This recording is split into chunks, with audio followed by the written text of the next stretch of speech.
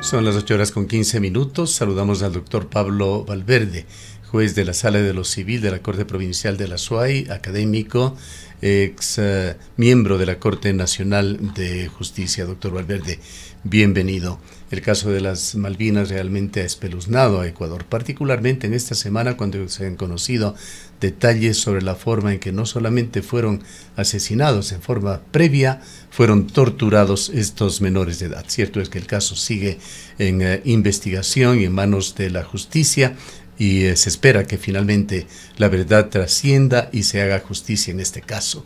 Pero iniciemos este diálogo preguntándole a usted en qué quedaron los derechos en Ecuador con este caso: derecho a la vida, derecho a la integridad personal, derecho a la libertad personal, derecho a la seguridad y protección judicial, derecho a la verdad y la justicia. Muy buenos días, Gustavo. Buenos días, Rosana. Muchas gracias por la oportunidad y la invitación. Es un gusto poder estar con ustedes. Yo no comparto mucho la introducción en el sentido de que este caso ha causado gran indignación en el país. Yo creo que el Ecuador le dio las espaldas a los familiares de los cuatro personas que primero desaparecieron y luego se encontró los restos de estas personas que fueron calcinadas. Lastimosamente yo no he escuchado la voz de los defensores de los derechos humanos. Yo creo que a todos nos corresponde defender los derechos humanos. Ese es un deber ciudadano. Sin embargo, también sabemos que los derechos humanos, hay grupos de personas que lo persiguen que estos sean materializados y han dedicado su vida a una lucha permanente, porque efectivamente es una lucha contra el poder cuando se violentan los derechos humanos. Pero yo debo decir, lastimosamente, en la ciudad yo no he escuchado a los defensores de los derechos humanos ante este caso que nos debe indignar como ciudadanos, pues efectivamente, como usted dice, personas totalmente inocentes fueron violentadas, se les quitó la libertad en un inicio, y luego, gracias a esta colaboración eficaz de este último fin de semana, el día domingo y el lunes, 4 de los militares involucrados, pues son 17, han revelado cómo fue el tratamiento que tuvieron estos 3 adolescentes y este niño. Definitivamente es una desaparición forzada en manos de los miembros del Estado, y esto tiene que ser, primero, ojalá los jueces que estén a cargo de este proceso estén a la altura de las circunstancias y que los responsables paguen sus culpas. Ojalá esto también sirva para que el Ministerio de Defensa enfrente una nueva situación, capacitar en los derechos humanos a los cuerpos policiales y militares que están interviniendo en esta situación que enfrenta el país, porque definitivamente nos damos cuenta que ellos han excedido cualquier tipo de uso de fuerza, pues ellos eran inocentes, no hay nada que les implique en ningún tipo de delito, y definitivamente entonces se convierte en una desaparición forzada, que es un delito de lesa humanidad, y eso, como dije al inicio, nos debería indignar a todos los ecuatorianos, nos debería tener en las calles atentos para que efectivamente aquí se haga justicia. Doctor Valverde, muy buenos días, gracias por acompañarnos en esta mañana. Y aquí le preguntamos también cómo queda el gobierno ecuatoriano respecto de las últimas evidencias que se han dado luego de la reconstrucción de los hechos y la información que han aportado 4 de los 17 militares quienes se acogieron a esta cooperación eficaz. Pues recordamos el día en el que el gobierno, a través de su ministro de Defensa, tenía que ofrecer las disculpas públicas, tanto a la familia, creería yo, que a la sociedad en general por este hecho. Más bien fue un discurso de advertencia, un discurso amenazante, y con esta realidad que hemos visto en estos días, esta dramática realidad de los hechos que vimos estos días, no hemos escuchado un solo pronunciamiento del gobierno nacional, ni del Ministerio de Defensa, mucho menos del presidente de la República, ni de otras instancias del gobierno, el Ministerio de Gobierno, del Interior muy probablemente. Es un absoluto silencio respecto de este tema. Muchas gracias, Rosana, por recurrir a la memoria histórica, porque definitivamente si no recordamos los acontecimientos, estamos condenados a repetirlo. Efectivamente, como usted dice, incluso hubo una intervención en la que se les quería declarar héroes nacionales. Si ellos resucitaran, nos preguntarían, ¿por qué me nombras héroe nacional? Si yo no quise ser héroe, yo lo que quería seguir es viviendo, ejerciendo mi derecho a la libertad, ejerciendo mi derecho a la vida, y sin embargo tú me quitaste ese derecho. Aquí no se trata de héroes. Y definitivamente, como digo, no hay una situación de recapacitar respecto a lo que está ocurriendo y cómo el personal militar y policial está capacitado o no en cómo debería ejecutar las acciones que está llamado a hacer por el tema de la seguridad. Definitivamente, acordémonos del caso de los hermanos Restrepo.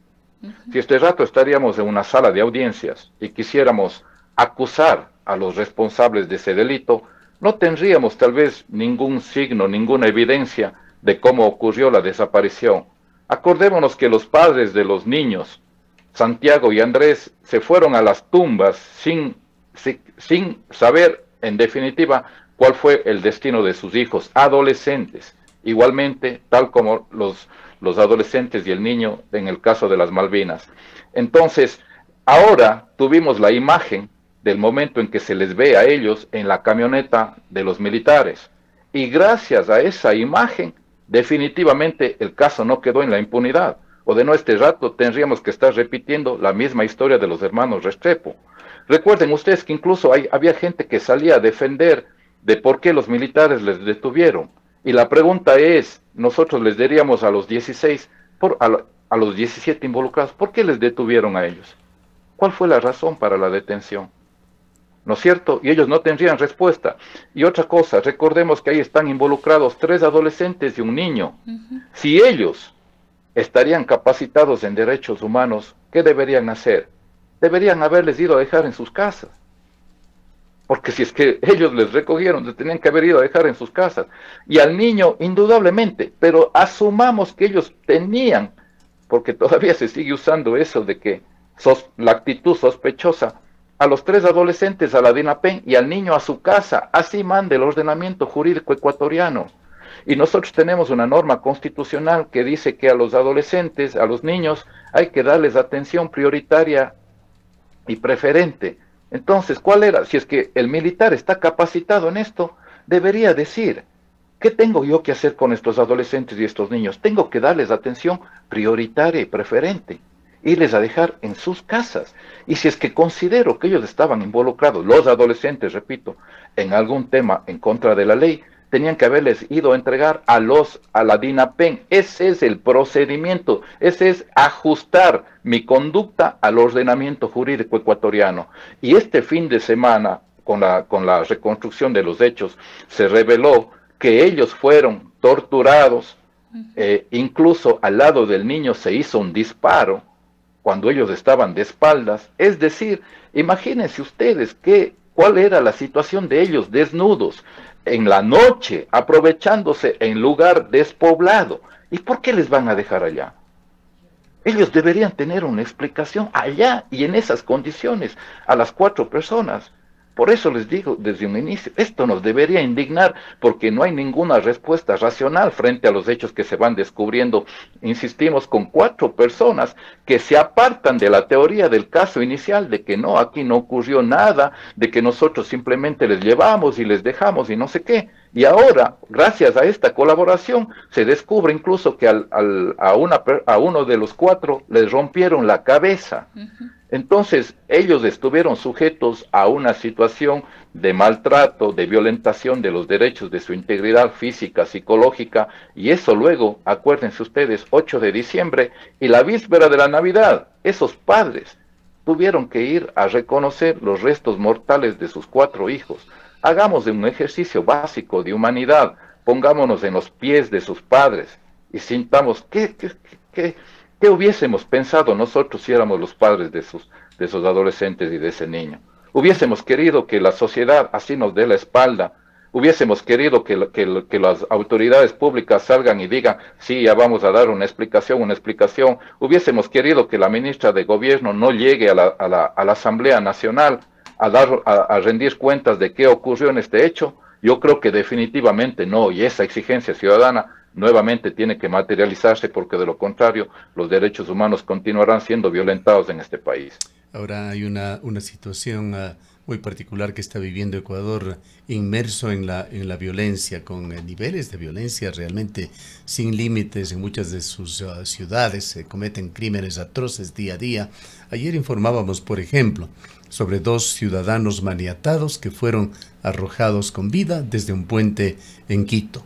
Y si vamos a los diarios de hoy, las redes de la Crónica Roja, así como las redes sociales, grafican diariamente crímenes de todo tipo que se dan sin el menor vestigio de racionalidad humana.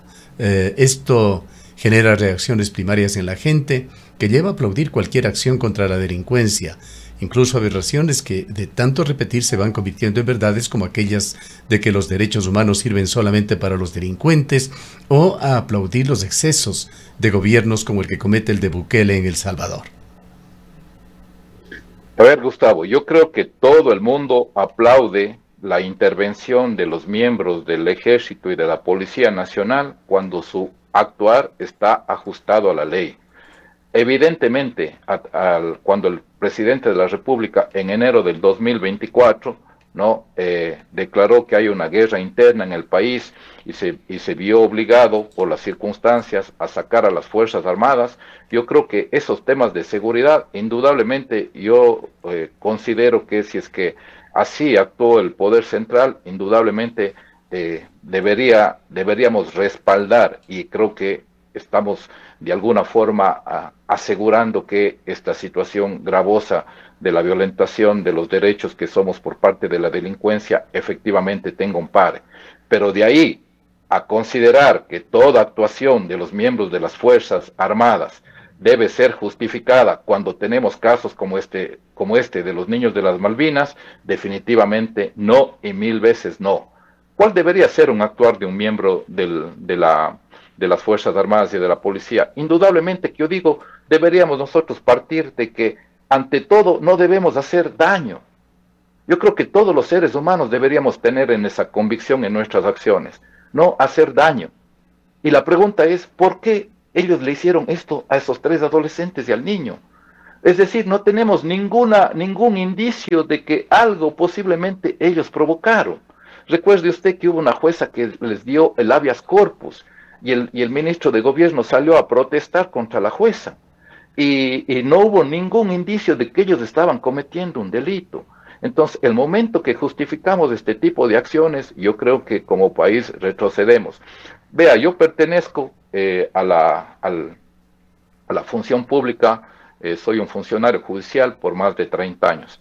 ¿Cómo voy a desconocer que, por ejemplo, en la Administración de Justicia, y los casos son públicos, han ingresado gente que nos ha hecho quedar mal? Jueces y juezas que han vendido resoluciones y que indudablemente muchos de ellos ya están fuera de la institución. Entonces, la pregunta que ahora debería hacerse las Fuerzas Armadas: ¿cómo evitamos colar a gente que no puede manejar un arma? ¿Cómo evitamos que gente que tenga un esqueleto psicológico no ingrese a la institución porque definitivamente no está preparado? Recordemos que ellos van a manejar armas en garantía de nuestra seguridad, y todos coincidimos en que ellos, al momento del ingreso, lo que no ocurre, por ejemplo, con los jueces, están sometidos a una evaluación psicológica.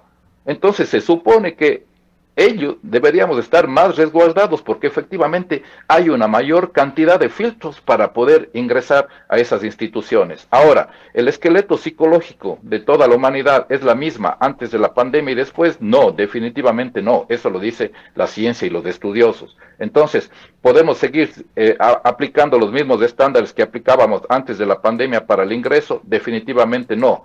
Entonces, nuevamente a recordar: un teniente de la policía le mató a su mujer en el cuartel de la policía. En el cuartel de la policía le mató.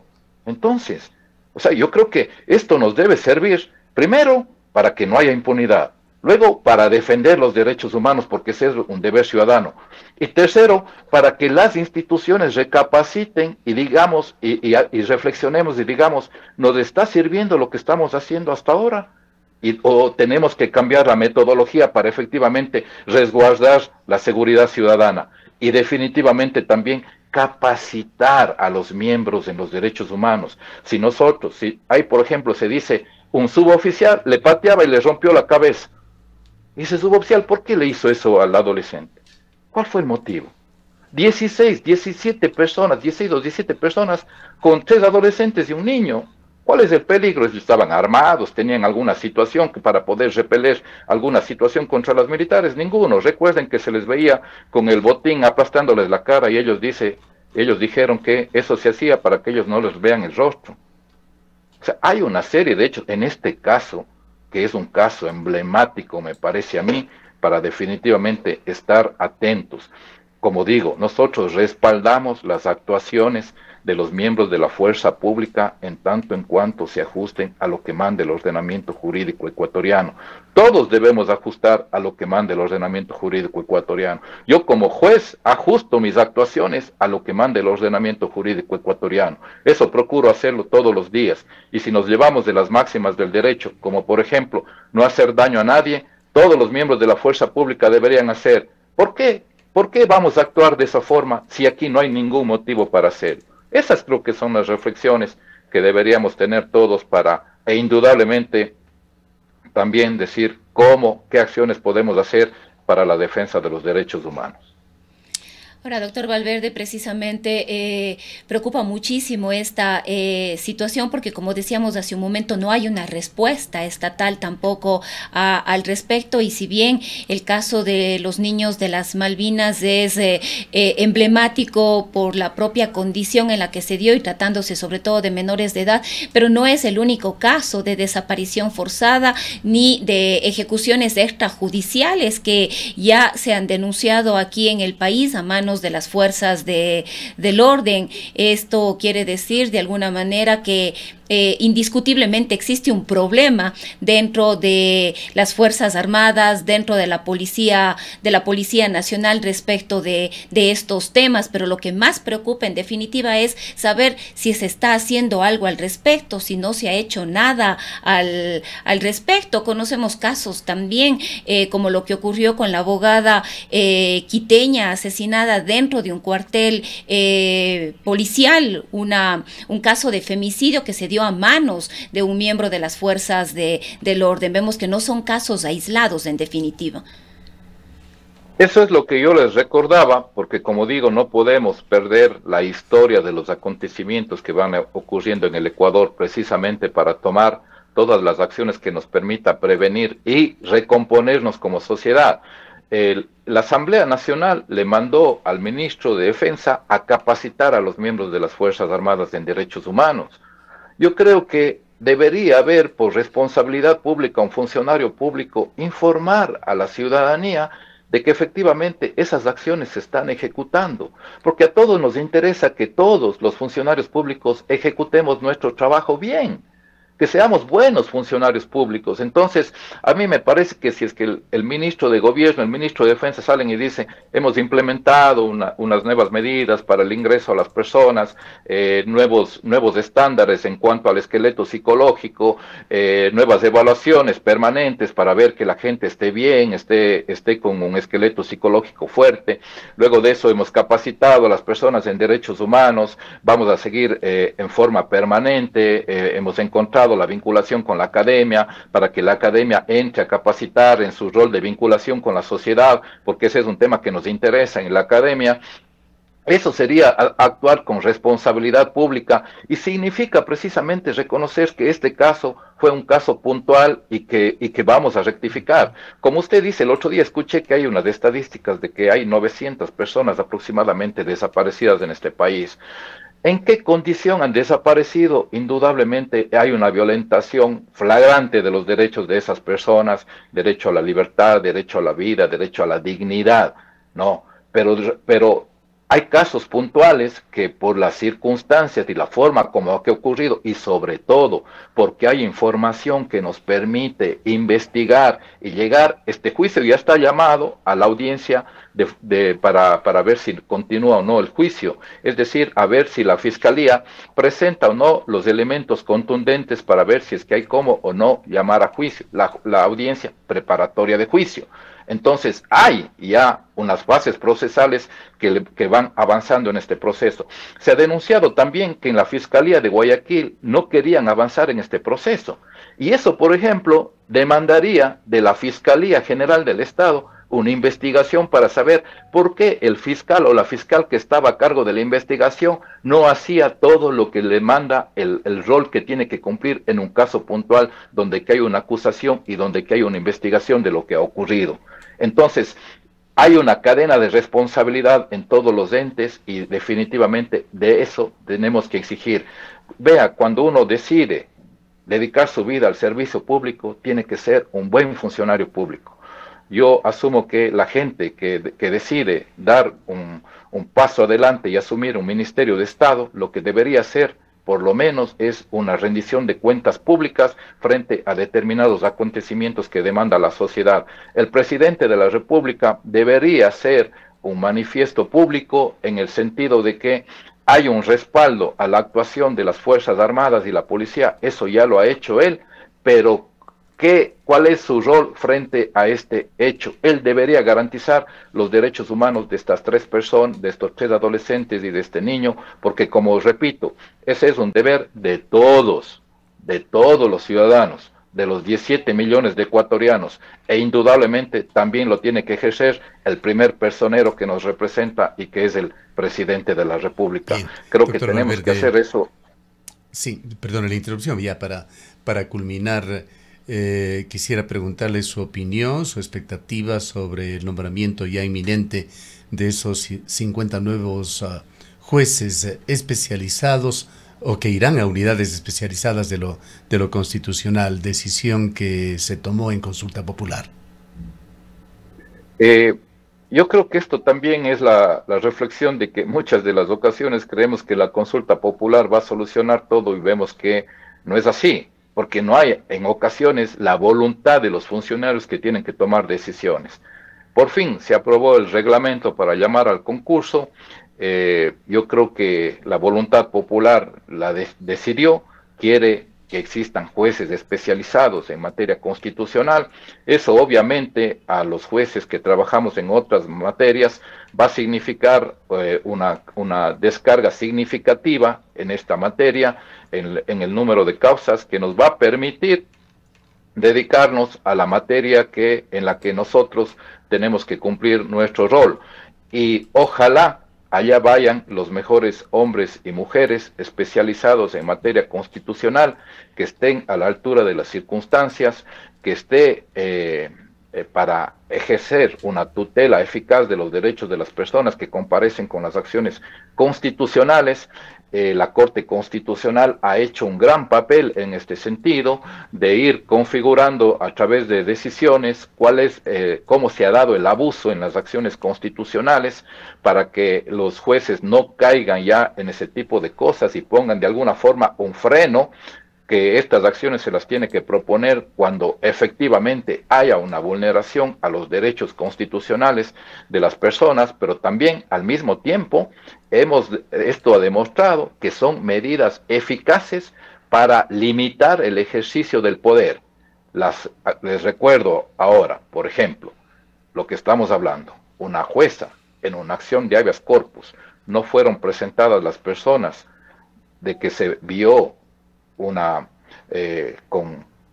las fotos y los videos de que estaba en una camioneta de los militares. Ella declaró la desaparición forzada porque los militares no les pudieron presentar a las 4 personas, y eso indudablemente tuvo una respuesta del poder, una respuesta desatinada en contra de la jueza, cuando la jueza precisamente lo que hizo es cumplir su rol. Ojalá se presenten, como dije, los mejores hombres y mujeres juristas de este país, especialistas en materia constitucional, y todos los ciudadanos tengamos en ellos la garantía de los derechos y que van a cumplir su rol conforme le manda la Constitución, los tratados internacionales y la ley. Bien. Le agradecemos mucho por haber estado con nosotros esta mañana. A ustedes muchas gracias y un buen día, buen feriado. Igualmente, declaraciones del doctor Pablo Valverde, juez de la Sala de lo Civil de la Corte Provincial de la SUAY.